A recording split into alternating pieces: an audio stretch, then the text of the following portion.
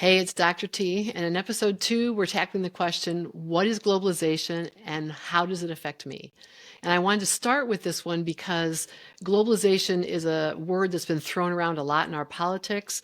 It's certainly been blamed for a lot of the economic difficulties as a dynamic that we're experiencing. And I wanted to clarify a bit because a lot of the things we're going to talk about have a relationship to globalization or the dynamics associated with globalization. So, at its base, globalization is really just the story of human history. It's people looking for things outside of what they have in their group, their village, their town, their city, their country. And one of the big forces of globalization you probably remember hearing about, learning about as a kid in your social studies class is Europeans going to China, right? The spice trade routes going east. And this was, this was a way for people to get things that were new and exciting, but most importantly, it made people money, right? Traders and the people who sold these goods, these items became rich. It also impacted culture and cuisine on both sides of the equation. So as people go back and forth, they kind of change, what's happening in each other's worlds as they're introduced to new things. As we get into the Industrial Revolution, where we start to make things in factories in the late 17, early 1800s, globalization was about people moving outside of their area, outside of their country, trying to find the materials that they needed to build things and the labor they needed to build things, and to find them as cheaply as possible. And so this is where you see an intensification of colonization and slavery. So the easiest, cheapest way to get the labor that you want is to take over a population, and then you can do whatever you want. And if you can enslave people, they are the ultimate source of cheap labor. So many countries built their economic power on going and taking things, right? This colonization dynamic that's part of globalization. The United States is chief among them, of course. So once you get into the 1900s, this search for cheap labor, cheap materials just keeps getting more intense over time. And you start to see workers here in the United States become very vulnerable to this process of globalization.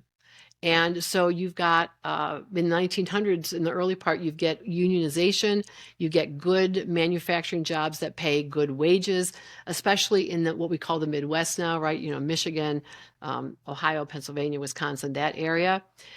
You also get a lot of places where there are company towns, where the company really is the only source of income for people. Everybody works for that company. Coal mining towns are a real good example of this in Appalachia. But over time in the 1900s, you get people moving from the north, where the jobs are unionized and they pay well, to the south. Cotton mills did this, steel mills did this.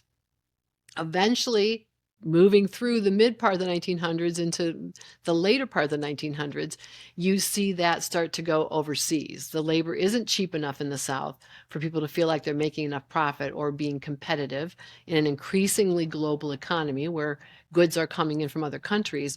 And so then you start to see them move to other countries for cheaper labor. I grew up in the Detroit area, so the automobile industry is always the example that I use. And so automobile manufacturing went from the north to the south, and then from the southern part of the United States to Mexico, and then overseas. And then, of course, you have competition from overseas as well, so that you see the Japanese cars that came in the 1970s, for example, really hit the automobile industry hard in terms of competition. So globalization means that there's increasing competition that we have to deal with from not just within our country, but from other parts of the world as well. And so this means that globalization has become this force that has really hit American workers hard. It's cost us a lot of jobs that paid really well. We're going to talk more about that in a future podcast. There are benefits to globalization too, though, because we all want cheaper stuff. We want to be able to spend as little as possible for the things that we want. And so we actually reward companies with the way that we spend for keeping costs down through these globalization practices that end up undercutting the jobs of workers here in the United States. That's why the look for the made in the US label or buy American became such a big slogan, because we were trying to support the jobs here at home. The other way in which a lot of us have benefited is the advance in technology we've seen through cell phones, personal computers, access through the internet means that we can get information, we can purchase things. It's very convenient and provides a lot of opportunity for those of us who can afford to have access to those things, right? There's still some of us in the United States here who don't have reliable internet or don't have any access to internet at all, either because of the cost or because we live in remote areas where access just hasn't been made available yet, even in this day and age. So these shifts have some benefits for us if we have access to them through the internet, and we can connect to people across the globe. We can find new opportunities to work. It's also new opportunities to find cheaper labor. A lot of us know that if we call centers, we are not talking to someone here in the United States typically. We're talking to someone overseas who is paid perhaps less than American workers would be to do that same job. And of course, the other shifts that we've seen in this same time frame is that we have shifted from being an economy based on building things, on manufacturing here in the US, as that manufacturing has gone overseas.